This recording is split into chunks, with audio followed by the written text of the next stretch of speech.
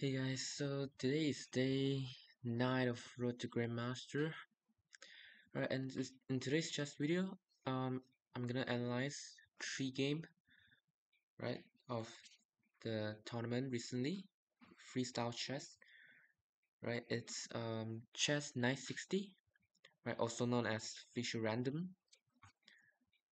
Alright, so yeah, let's see. So first of all, I have to say, right, if you want to see the recap, you can see like many grandmaster that do recap, so and if you want to see a recap, you don't have to look at my videos because I mean I'm just sharing what I learned today, right? So yeah, so it's better if you better for you to look at like Hikaru or Gotham chess if you want to improve. Yeah. Alright, so the first game was played between Ding Liren and Winston Keimer. Alright, and this game is a very nice example of how to seize, right, your initiative, or how to use your initiative, and how to maximize your potential of your pieces. Let's see. So um first move c4, right? So first of all, look at this, right? Your bishop queen, it's on like a1, c1, and b1, so you have to activate them, right? Otherwise they'll be stuck in the whole game. So c4 was played, right? Immediately making a threat on h7, and we have castles defending. Alright, and then castles with c5, b3. Now he's trying to open up his pieces, activate his pieces. b6, we have a symmetrical pawn structure, bishop b2. Again, making a threat on g7. Simply f6, block that diagonal. f3, Ding Liren decided to play a symmetrical pawn structure, and in this position, Winston Keimer play a really good move in my opinion. Right, instead of like just going for symmetrical, he play a really good move, right, which is d5, the first pawn break of the position, and now he's ready to like push e5 and d4 to kind of block this bishop and gaining some space. So the idea is after takes. Now, as you can see, he have a better queen, right, or a more centralized queen, right? So bishop d3, creating a threat to go bishop c4, winning the queen. Knight f7, blocking that diagonal. Queen b1, okay, understandable. Trying to activate his queen with queen h5, right? Defending the h7 pawn and attacking the weak h2 pawn. Knight g3, and now this is a little bit, right? There's some little problem for black pieces of the queen h4 and bishop e5. So in this position, white pieces traps black rook, right? But the black pieces understand the position more deeply, right?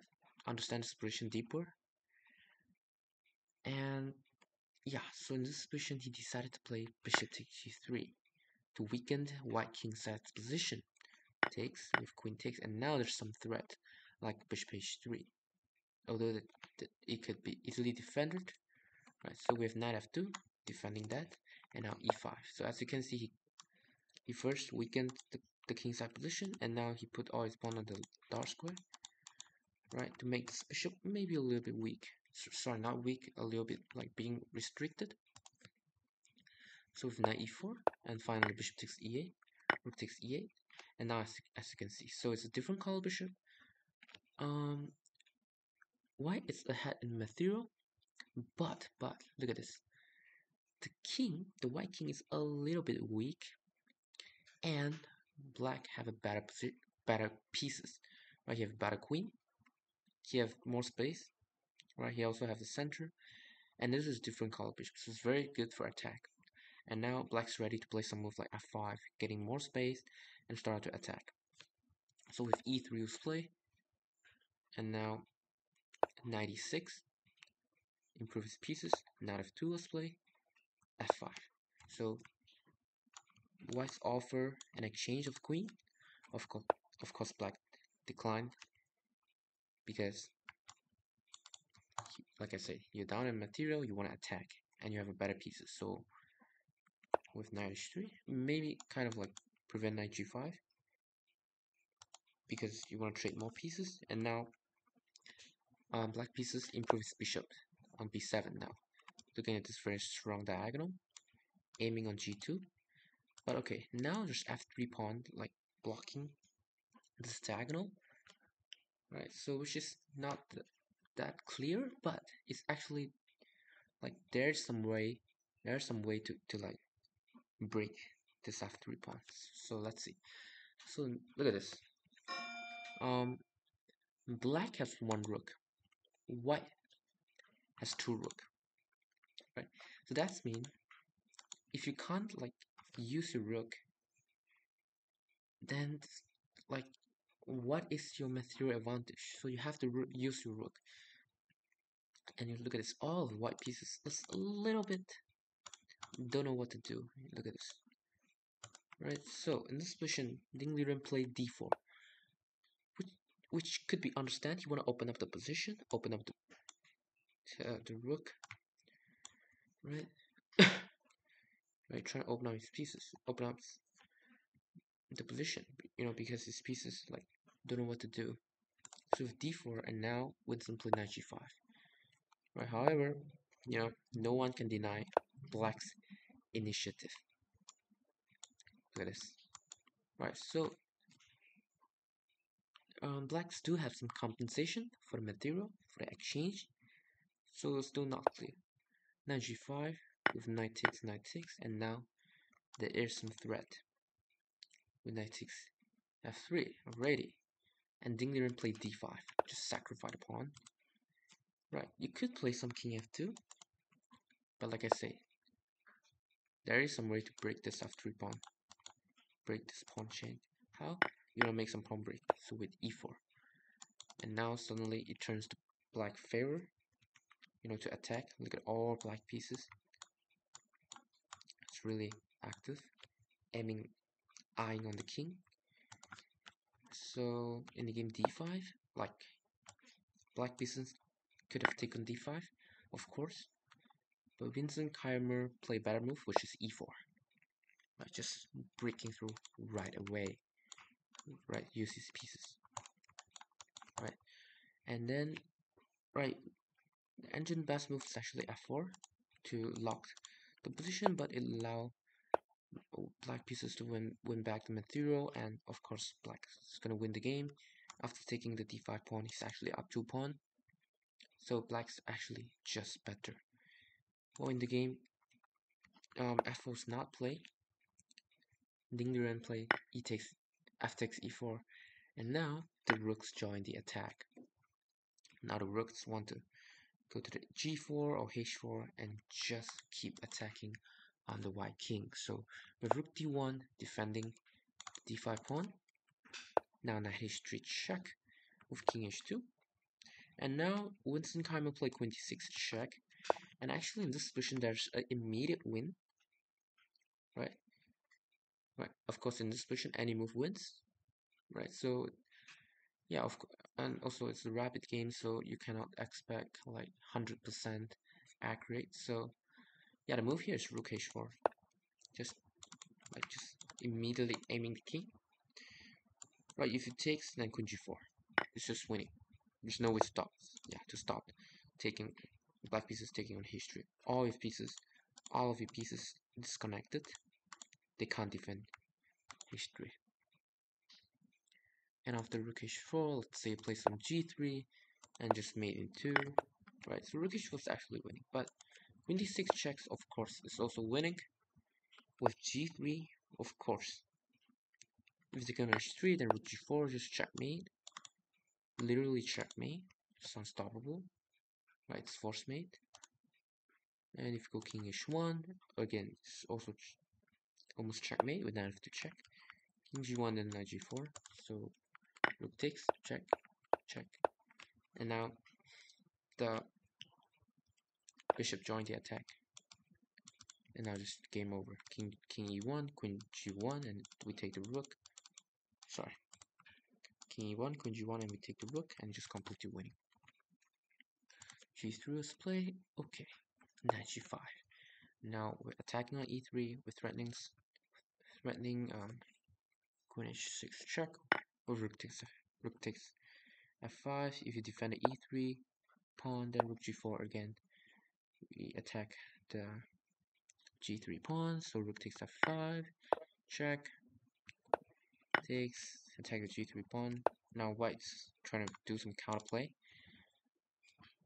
Right, I'll not say it's counterplay, it's not a counterplay, just make some traps, make some tricks, right, some checkmate threats. Of course, it's easily defended by rook takes g3, and now there's no more checkmate threat. And just completely waiting for black pieces after queen h3. Right, threatens some checkmate, I guess. Yeah. And king e1, and knight f3 check. Right, if you could king go like d1, we take your rook. If king go e2, we check and takes your rooks anyway. So after knight f3, he sacrificed rook, takes. And it was in this position on move 31 that Ding Liren resigned the game. Right, because now queen h1's just a direct threat to win your queen. Right, even if you move your queen away, and we just take the d5 pawn, and we get 3 pawn up, and just completely winning. Right, so he resigned. So this is a very nice example of how to use your initiative. Look at this. So first d5, break through and bring your pieces to active. Right, create some weakness of white king side position, and start doing some pawn storm, and start activating pieces, and start like aiming white weakness, which is this diagonal, I guess, and this file, I guess.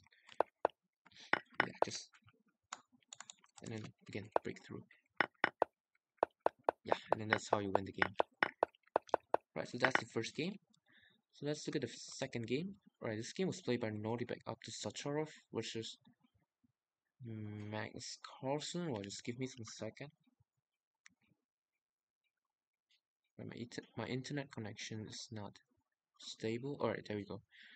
Right, so this was the second game. Alright, so let's see. Right, so in this game, right, Nordibek up to Sacharov really played perfect positional chess. So right, like I say, so in this position, the bishop is on the h1 and g1. Right, so again, just trying to activate like f4. Also, at some point, activate the rook. Magnus does the same. Right. g3, activate the 2 bishop. f5. Again, we got a symmetrical pawn. Now with a4, you try and activate this queen this way. You can't activate this way. Well, Magnus can play a5, of course. He played knight f6, a5. Just take some space. Bishop d5 with knight f3. You don't want to trade the strong bishop, like the Vienna shadow bishop here. And with bishop d5, Magnus blocked this diagonal, decided to play b5. Now he's trying to activate his queen this way. Up to Sacharov decided to play en passant. And this move, right, the next move is played by Magnus, is a little bit hard to understand. Right, or I would say it's a little bit, right, it's not a good move. Right, so obviously the best move here is just a takes b6, queen takes, and like it's equal game. Right, up to Sacharov played c takes b6. Sorry, I mean Magnus plays c takes b6, and right, maybe Magnus just trying to avoid equal game, and he trying to play fighting chess. You know, also is at some point activated rook, but look at this. Right now, white is only have one pawn island, and Magnus have 2 pawn island, right? Also, now look at this bishop on g1. He's eyeing on the a7 and b6 pawn. That means now a6 and a7 and b6 pawns is really weak in this position, especially the a pawn is on the a file. So let's see. So with knight c3, immediately threatens the bishop pair, bishop d6, and now I really like this move, queen a2. So first of all, he activates queen. He's aiming on this diagonal, very strong diagonal.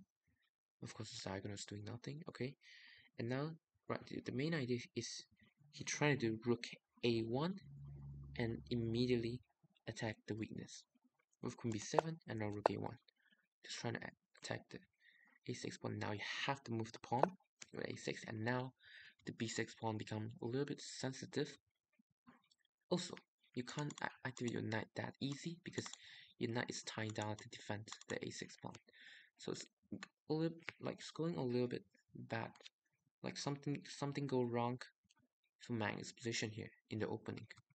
With knight f4, immediately attack the b5 pawn. If you go b6 pawn, if you go b5, and now like your dark square is getting a little bit weak, and knight c5, you know, we can even win a pawn here.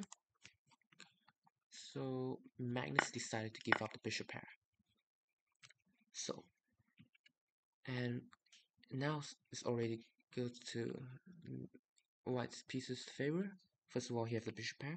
Second of all, he have no weakness, and Magnus have some weakness here. With b5, queen a5, king e8, and now, after Sutrov, now he want to activate his knight, but the bishop is on defender. So we're trying to defend the bishop. But also, after king e8, Magnus can't castles. After Sutrov can castles actually. Like after he moves his bishop, he can castles, but there's no need, right, to castles. His king is well placed. It's just so safe. So with bishop d4, defending the bishop. Now he's ready to play knight e5, activate all his pieces. Knight e4, block the diagonal and offer a bishop trade. So we have trade. And now, okay. d3. Attack the knight. And knight d4. Attacks the queen. With queen c7, and now he just go trade queen. Why? Simply because black have more weakness than white. Look at this. That's basically zero weakness for white pieces. Right, and it's just so hard for black to defend weakness, like to solve this problem. So king d2, e6, and now Nordibex up to Sacharov play a really nice move. So first of all, he's trying to attack this pawn. So before he double up his rook, now he plays c3. He wants his knight to join the attack of the weakness. King 7 and knight c2. Okay, 7. Now Magnus try to defend it and maybe try and push a5. So Nordibeck up to Sacharov, stop it with rook a5. Fixing the weakness here. Knight c6. Okay, just take. Right, it's fine. Now we even create more weakness. Knight b4, it's a fork. And okay, with king d6, rook a1, rook a8, and now knight takes a6. Right, you could also take with the rook, but it's actually unclear because blacks get some counterplay with knight g4. You know, so you just take with the knight, and there's basically no way for black to use this pin. Right, and then white can easily defend it. Right, the simplest way is just b4. Right, maybe knight c5, I guess, followed by knight c5, and rook takes a5, there's knight b7 check. So there's basically no problem after this. And also, there's also some c4 idea. Right, for instance, let's say black does nothing. Of course, b4 is good, but okay, we can play c4, try and break. Right, let's say black's still doing nothing, and now c5 check. No, if king d7, there's knight b8 check.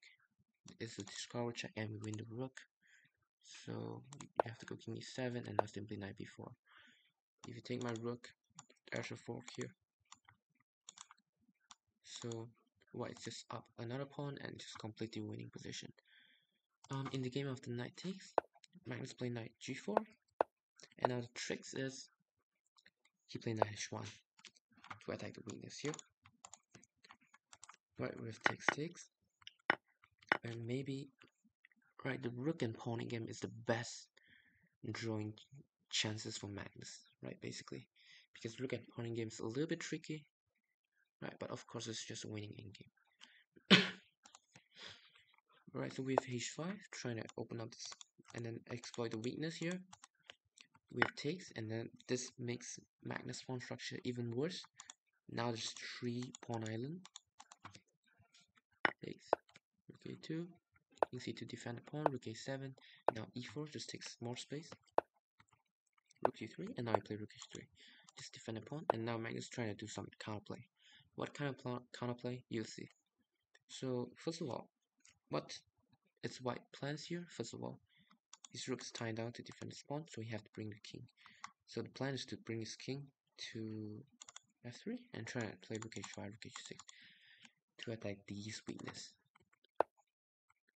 So yep, c4, and after takes, and this is Magnus counterplay. He's trying to make the b2 pawn weak, although it's not obvious because simply rook h2 defended. So king e3, king c5, king f3. Oh, and now the first step done. Rook d7 with takes, rook h5, and now check. King g2. Right, and you know, king h3. The engine says it's a blunder.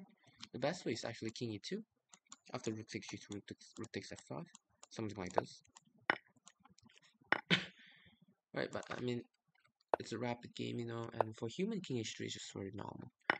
Right, and now it's like Magnus gets some chances, to be honest, you know, because like I say in the previous video, like the rook and pawning game, I guess.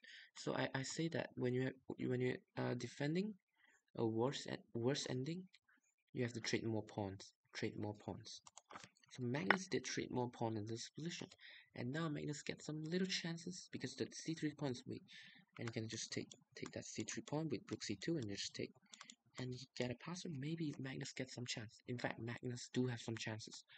Takes king d6 with rook e5. If you go here, just give some second. So okay, simply defend it. So rook d2. Now you want to go this way. Rook e3 doesn't work because of rook d3. So rook e4. We attack this pawn. King d5, rook e7. Right, and now it's actually a little getting more tricky. And Magnus can have more chances, right? Because he have a passer, and it's more advanced than white, and black king is more active, more centralized than white king. With king g4, rook e3, check, d4, rook d4, and now c3 is blunder. Better move is just king d5 according to the engine, and then play some rook d3, and then yeah, and then push a passer. Engine says a draw, or like hold the ball for black. He plays c3. Now only winning move f5. Right, found by Nordibet up to Satorov. King c5, and now rook d8. Good move. With here, rook a5, g4. Right, king c4, and now black's trying to play rook c5 and push his c pawn. So with rook d1, so of course, right, you could also play rook check and get this, and it's actually nightmare for black to defend this pawn ending. Right, but like according to the table base, the only draw move is king b5. The only draw move, which is extremely hard to find. Right, because I mean, queen and pawning game is getting a little bit tricky, the most tricky end game in my opinion, right? Because the queen have many checks, so there's no need to do this. Right, just simply rook d1. So it's just completely winning. The idea is after c2, we go rook c1. And the idea is to sacrifice the rook for the pawn and then push this 2 passer because the king is just too far away. So we got this. f6, g5, f7. And now the trick is if you play here, takes, king a5, and you lose the pawn is a draw. Actually, Magnus saves such a position in a Blitz Chess Championship or a Rapid Chess Championship. I forgot. Right, with the same thing. Right, he takes and play king f5. Right, in that case, it's a h pawn, and I think it's like 2012 or 2016 World Rapid or Blitz Championship. I don't remember it, but Magnus do save this position before, but of course, Nordic's up to Satrov would not give a chance. So g6 and in this position, on move 63, Magnus resign because now there's no hope. Right now, just push out g pawn. Alright, so yeah, and so after g6, Magnus resigns. So very nice positional play by up to Satrov. Right, first of all, Magnus play a mystic, and up to Satrov just attack the weakness for the whole game, like this, creating a even he even have the bishop pair. Okay, now he traded, doesn't matter. Right, attack the weakness. Right, and then you get to rook and pawn again, which is a little bit tricky.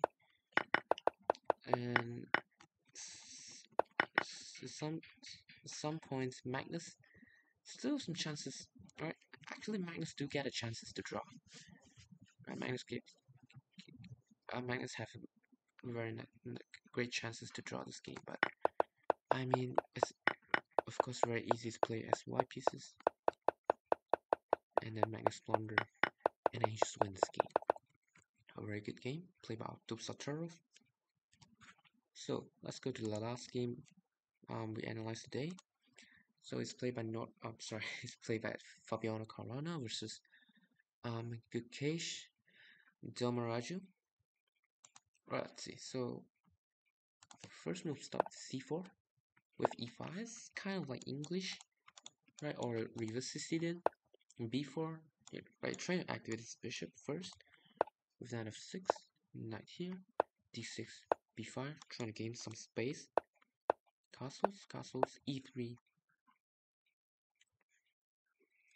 And you know, it's really like the pawn. Right, I'm talking about the pawn structure. It's really like the English or the reverse Sicilian, like the close Sicilian, reverse close Sicilian. Right, with knight d7, good move, trying to activate his knight. And beyond Corona could have activated his knight this way, with knight a2 and knight b4. But he decided to play d4. Right, actually there's a threat. The threat is to go d5 and kind of like make this bishop bad.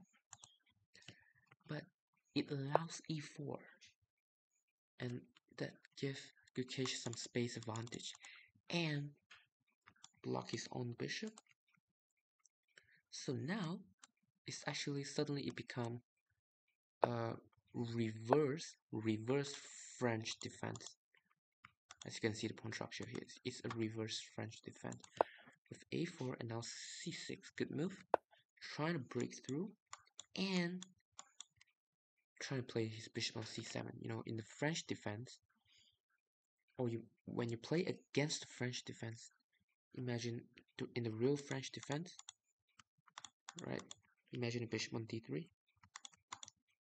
It's a monster bishop, right? In the real French defense, so it's the same case here. The bishop loves this diagonal. Right, with knight e2, knight g6, and Fabiano Corona trying to defend something like this, and Gukesh exchange the pawn like this, and exchange the pawn like this, and then put this bishop to c7. And now, you know, actually something went wrong in the opening for Fabiano Caruana, because in this position Gukesh already get very nice position. This bishop is a little bit bad. Gukesh has just a much better position with 92. Try to improve his bishop and queen e6, bishop b3, bishop d5, takes. Look at this, it's just a very nice blockade of this pawn. And we have f4. So Fabiano Caruana is a little bit afraid about the bishop here, so we try to play f4. And like this is a very typical hard decision in a French defense usually. Right, you have to decide rather you want to take it or just lift it. Right, in the game, Gukesh played rook c8, but let's see about en passant. So g takes. Now, yeah, of course, white have the center, right? But what blacks have is a very nice piece activity aiming on the king side, right? So, for instance, rook e8, e4, queen g5 immediately.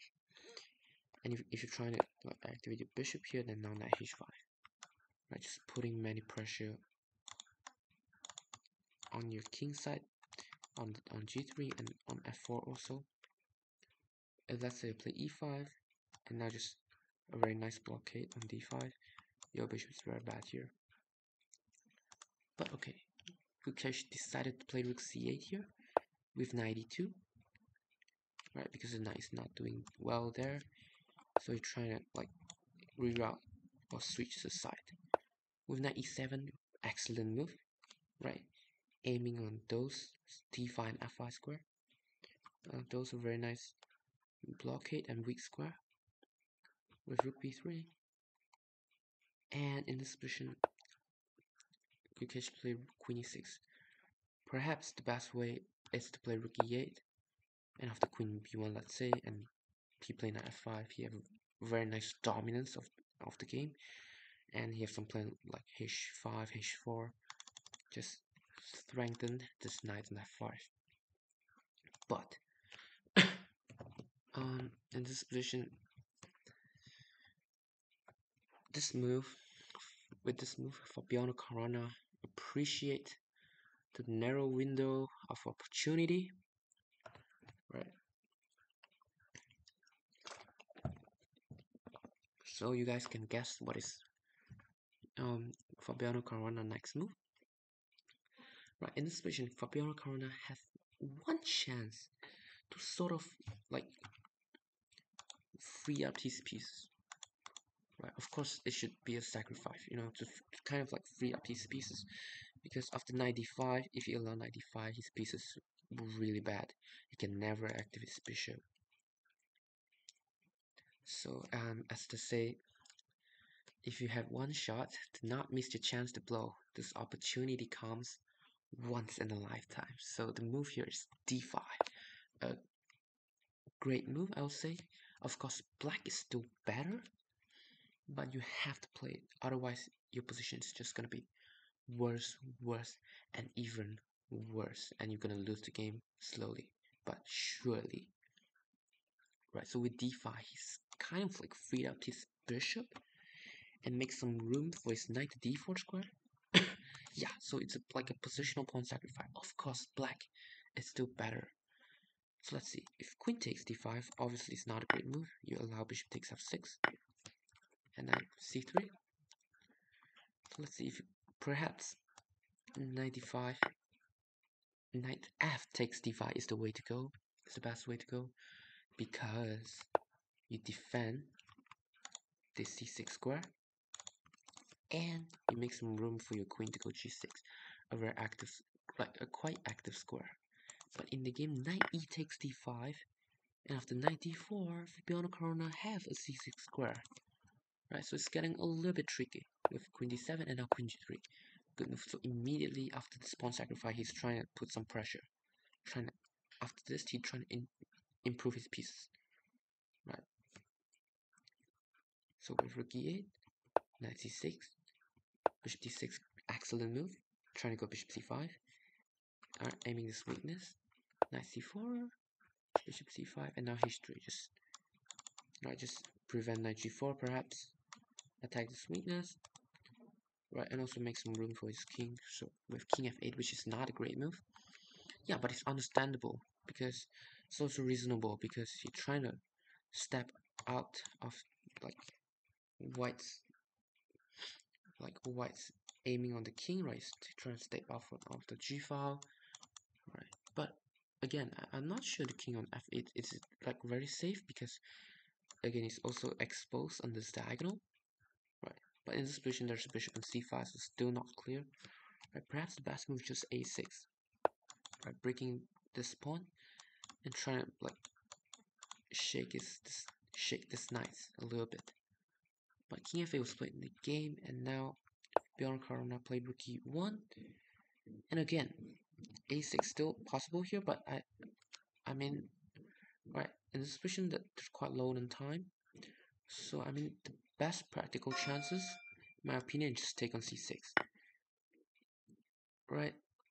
Yeah, you give up and change. It's like knight 2 pawn versus rook, but you clarify your position.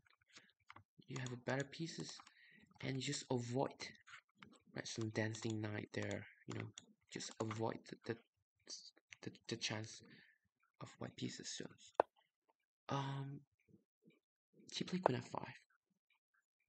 Right, he played queen f5. Gukesh played queen f5, and now bishop e5 good move. Right, again trying to improve his pieces, improve his pieces. Right, now the threat is knight d6, forking the rook and queen. And if bishop takes, then bishop takes d6, and now this bishop get a very nice diagonal. And after king g8, there's knight e7 check. Right, so with rook e6, look at this. Black pieces, right, especially the major pieces, right, two rooks and the queen, is a little bit awkward. They're just defending, and there's no much square can go, you know. And look at white pieces. Every of white pieces is very active, right, after the pawn sacrifice, right. So, right, and now I guess there's some threat like rook takes d5, knight takes, and queen takes g7, I guess. Right, it's not clear, but there, for sure there's some threat there. With queen g6, of course, we don't trade. And then we keep our pieces activity, and now f5 is a huge threat. Queen h6 was played. Look at that queen. Just so passive. And 94 is played. Very nice move. But if you move your rook away, then that was just too bad for black. You know, white gets an absolutely control of the game. You know, the queen is just out of the game, and we can just bring our pieces in. So Gukesh decided to trade, and now with this bishop trade, now the diagonals open up. Right, so again, white have absolutely more active pieces. Right, like better knight, better rook, better bishop. These two pieces, like the queen and rook, right now is not that active, but like you just need two moves to improve them. Let's see how the game goes with knight e8. Right, reasonable. Defended d6 square, and now he just takes queen e2. Now he's trying to improve his queen. d7 and rook d7. Right, rook c8 and then rook d7. Right, putting more pressure with queen h5. Right, just defend. And queen takes a7. Rook c2. And now just simple rook f2. Just simply no counterplay, zero counterplay. Right, and then just simply rook f2. And yeah, g4 looks tempting. Well, the idea is after queen takes h3, rook takes f7, I believe is checkmate. However, there's rook g6. And then your king's getting a little bit weak, to be honest. So why to allow this or counterplay? Right, just simply rook f2 with take 6, and now f6 allows the final blow for Bjorn Corona to win the game. You can see it's very low. They're very low on time, but of course they're grandmaster. They're very good at tactics. So you can pause the video. It's like white to move and win, right? Yeah. So the move is look at this. After f6, of course, look, remember after a pawn, every pawn move create weakness. Right. So with f6, the diagonal is open.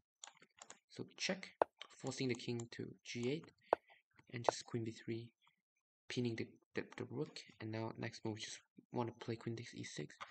And in this position on move 39, Gukesh resigned because it's simply completely losing after queen takes e6. There's no way to defend. We have g4.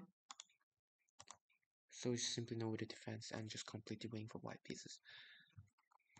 And it's a very nice game of like creating a chances, you know, like in such a bad position for white pieces, and then he just never miss a chance to free up your pieces, right?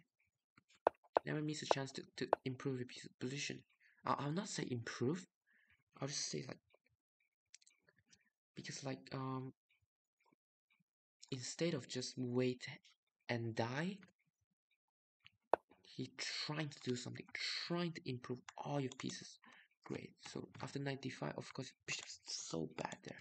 So it's like it's a positional pawn sacrifice, and it's a very nice practical move, right? And actually, it pay off. It pay off. After this pawn sacrifice, all of these pieces get active, and suddenly, with like there's too many pressure here, and black start to make some not accurate move, and then he just keep improve all his pieces, and then get a very nice advantage, get a very nice initiative, and just win the game easily with the tactics.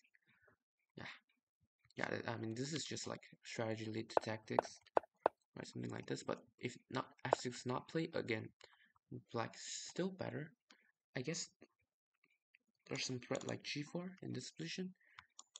Yeah, and this should be winning for white. Even like not to mention they're in time trouble. So yeah, very nice game played by Fabiano Caruana. You know, in such a cramped position, he just get only one chance. Yet he sees it, and little by little, his pieces start getting active. He start going like start come back, and he just win the game. So it's a very nice game. So we finished. So yeah, that's all for today. Hope you guys enjoy it and learn something as usual. So thanks for watching, and just yeah, like as usual, keep following my road to Grandmaster. Yep. And yeah, thanks for watching. I'll see you next day. Bye.